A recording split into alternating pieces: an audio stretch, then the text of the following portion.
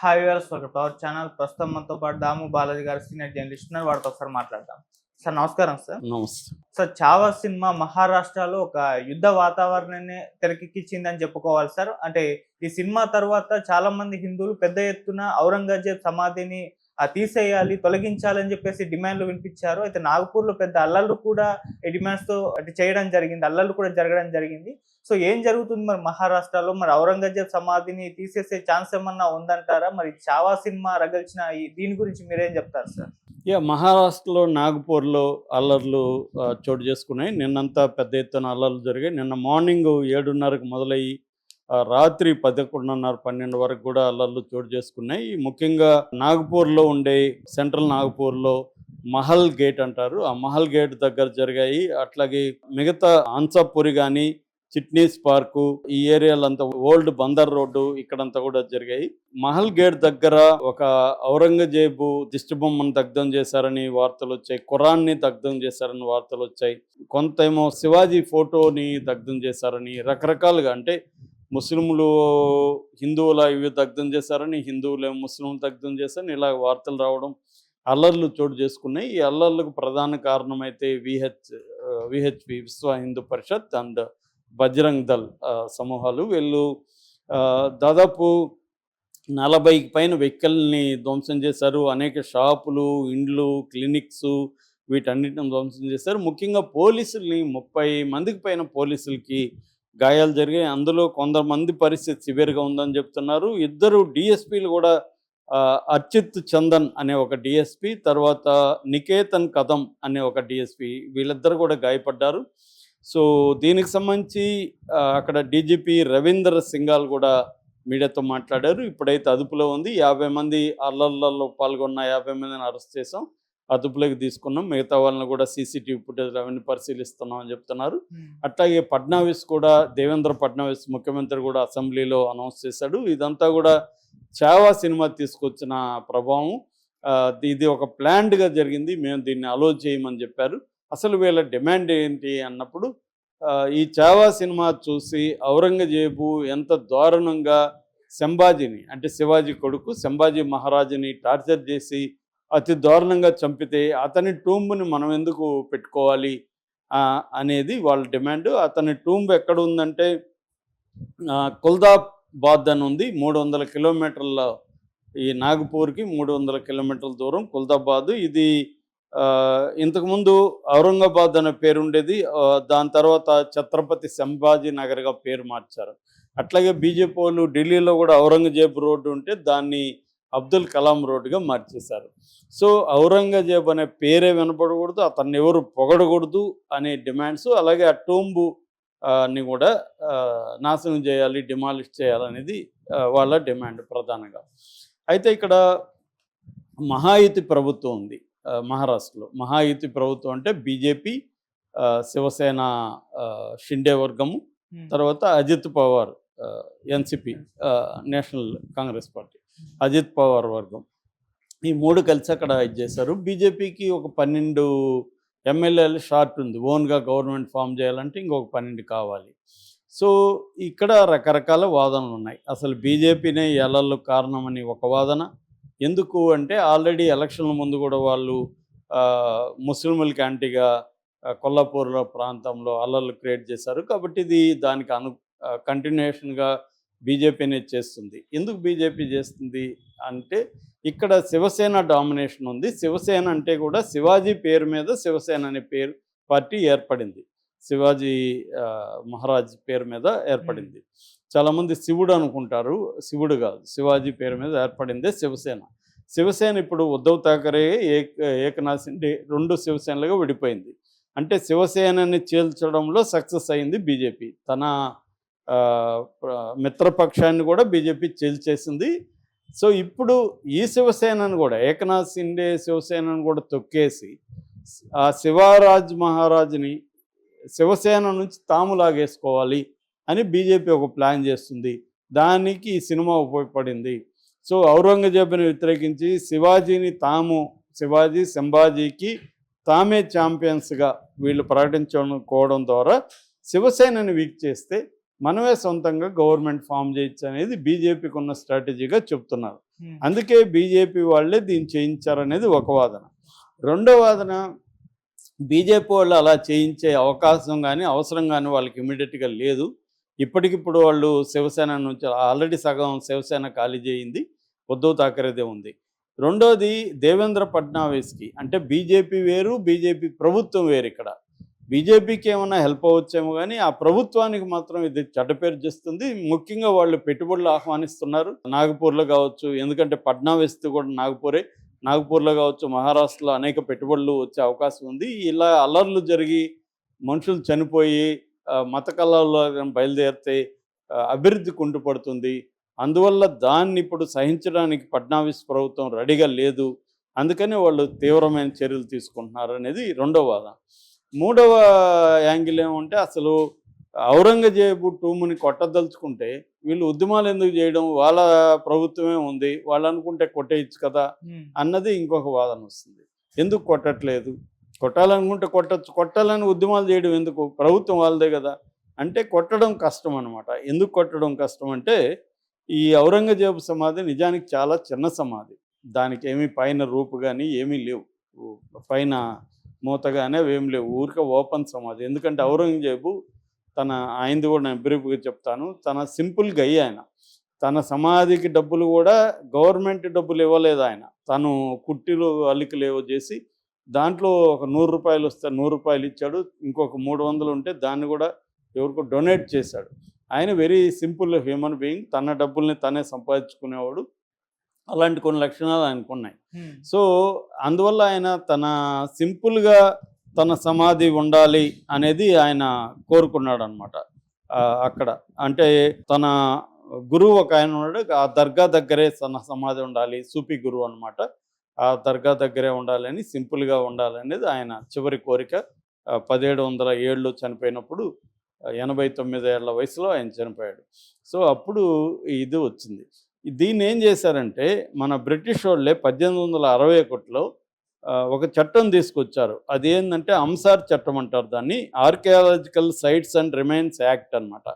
ఈ చట్టం కింద 3693 రేర్ సైట్లు కానీ, సమాధులు కానీ, కట్టడాలు ఈ చట్టం కిందకి వస్తాయి. ఈ కట్టడాలని చట్టం కింద ఎవరు కానీ ధ్వంసం చేయడానికి లేదు. ఇది central government ministry of culture కింద ఉంటుందన్నమాట.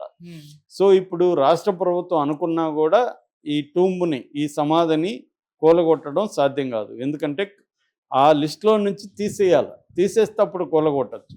ఆ లిస్టులో నుంచి తీసే అధికారం ఎవరికి ఉందంటే కేంద్ర ప్రభుత్వానికి, మినిస్ట్రీ ఆఫ్ కల్చర్ మంత్రిత్వ శాఖకి ఉందన్నమాట. వాళ్ళు కానీ లిస్టులో నుంచి సమాధిని తొలగిస్తే అప్పుడు వీళ్ళు కూలగొట్టచ్చు. సో ఇప్పుడు ఫడ్నవీస్ ఒకవేళ కూలగొట్టాలనుకుంటే అప్పుడు కేంద్రానికి అప్పీల్ చేయొచ్చు, మీరు లిస్టులో నుంచి తీసేయండి. కేంద్రంలో కూడా వాళ్ళదే కదా ప్రభుత్వం ఉంది, వాళ్ళు అనుకుంటే తీసేస్తారు కదా. కానీ అంత ఈజీ కాదు.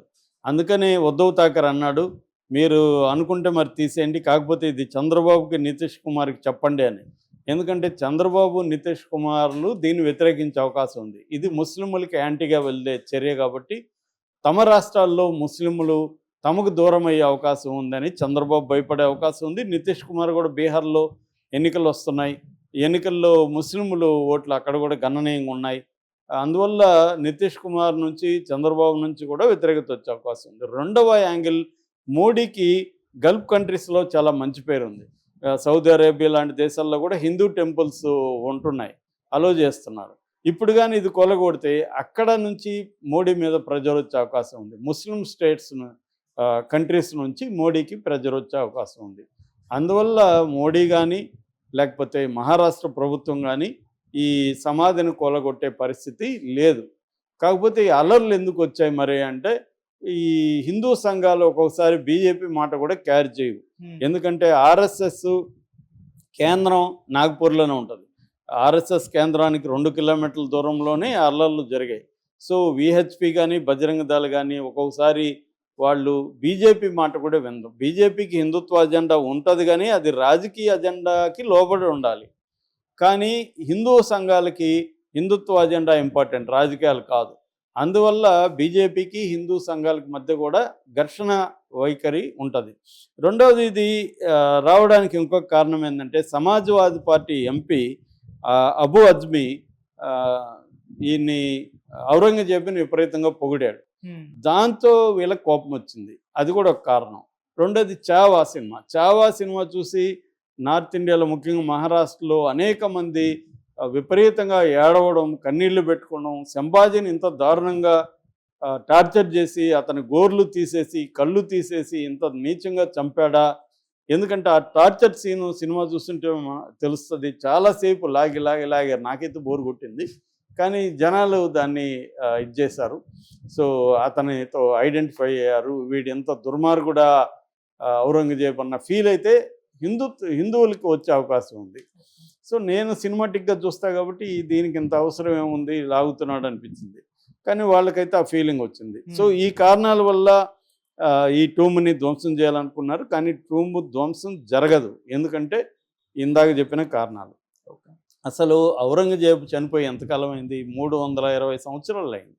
320 సంవత్సరాల తర్వాత అప్పుడు ఏమి జరిగిందో, అప్పుడు ఔరంగజేబు ఎవరిని ఎందుకు చంపాడో ఇప్పుడు మనకెందుకు. అప్పుడు ఔరంగజేబు వారసులు ముస్లింలు కాదు, సంభాజీ వారసులు హిందువులు కాదు. సంభాజీ ఒక రాజు, శివాజీ ఒక రాజు, ఔరంగజేబు ఒక రాజు. మొఘలులు మనల్ని హుమయూన్ దగ్గర నుంచి పరిపాలించుకుంటూ వచ్చారు. తర్వాత వీళ్ళు అక్బర్ కావచ్చు, బాబర్ నుంచి హుమయూను, తర్వాత అక్బరు, తర్వాత జహంగీరు, షాజహాన్ తర్వాత ఔరంగజేబే 6వ మొఘల్ రాజు చక్రవర్తి. ఆయన 1618 నుంచి 1707 వరకు 49 సంవత్సరాలు సుదీర్ఘకాలం పరిపాలించాడు.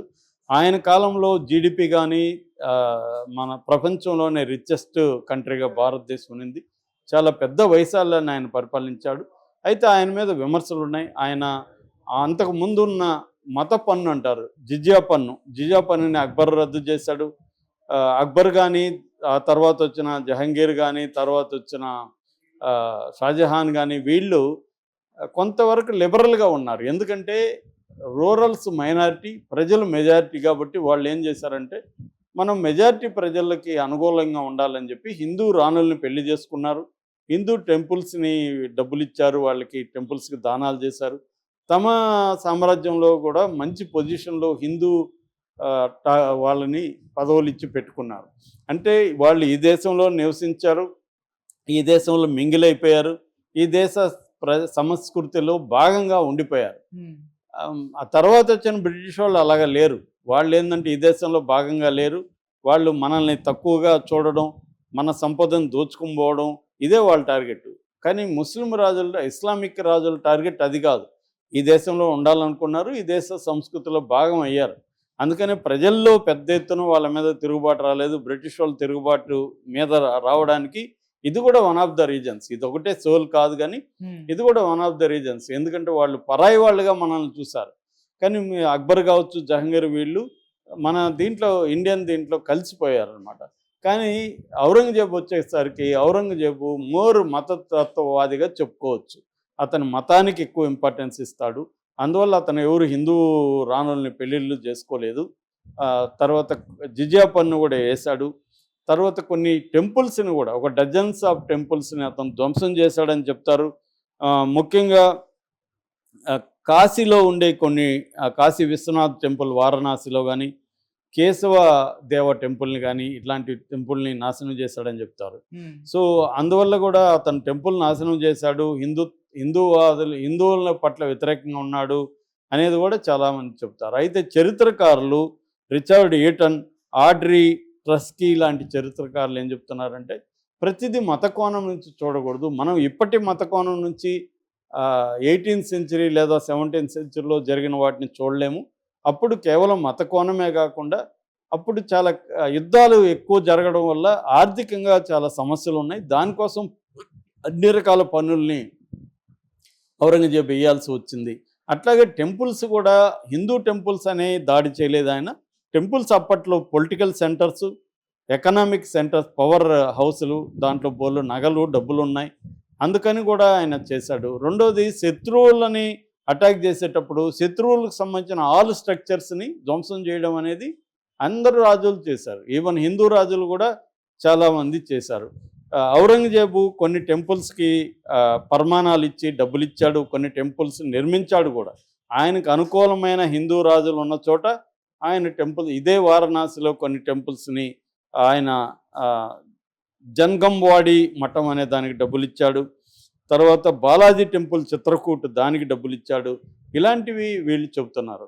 అట్లాగే హిందూ రాజులు కూడా హర్షదేవుడు అనేవాడు 12వ శతాబ్దంలో కాశ్మీర్లో టెంపుల్స్ను కూలగొట్టాడు. టెంపుల్స్ను కూలగొట్టడానికి ఒక శాఖ పెట్టి దానికి ఆధిపత్యం చేశాడు. దేవోత్పతన నాయక అతని బిరుదు కూడా, ఆ పోస్టు అట్లా పెట్టి చేశాడు కొన్ని టెంపుల్స్. అట్లాగే 3వ ఇంద్రుడు రాష్ట్రకూట రాజు, అతను 10వ శతాబ్దంలో ప్రతిహారుల అంటే వాళ్ళు కూడా హిందూ రాజులే, వాళ్ళ కాలప్రియ టెంపుల్ అలాంటి వాటిని అతను ధ్వంసం చేశాడు. అట్లాగే పల్లవరాజు 1వ నరసింహ శర్మ, అతను పల్లవరాజుగా ఉంటూ చాళుక్యుల రాజధాని బాదామి దగ్గర ఉన్న కొన్ని టెంపుల్స్ని, యమునా తీరం దగ్గర ఉన్న కొన్ని టెంపుల్స్ని 7th సెంచరీలో ధ్వంసం చేశారు. అట్లాగే కొంతమంది రాజులు బుద్ధిస్టు మొనాస్ట్రీస్ని ధ్వంసం చేసిన వాళ్ళు ఉన్నారు. పుష్యమిత్ర శృంగుడు 84,000 స్తూపాల్ని నాశనం చేశాడని జువాన్ జాంగ్ అనే ఒక చైనా యాత్రికుడు రాశాడు. అలాగే మిహిరకులుడు 6వ సెంచరీలో 1600 స్తూపాలని ధ్వంసం చేశాడని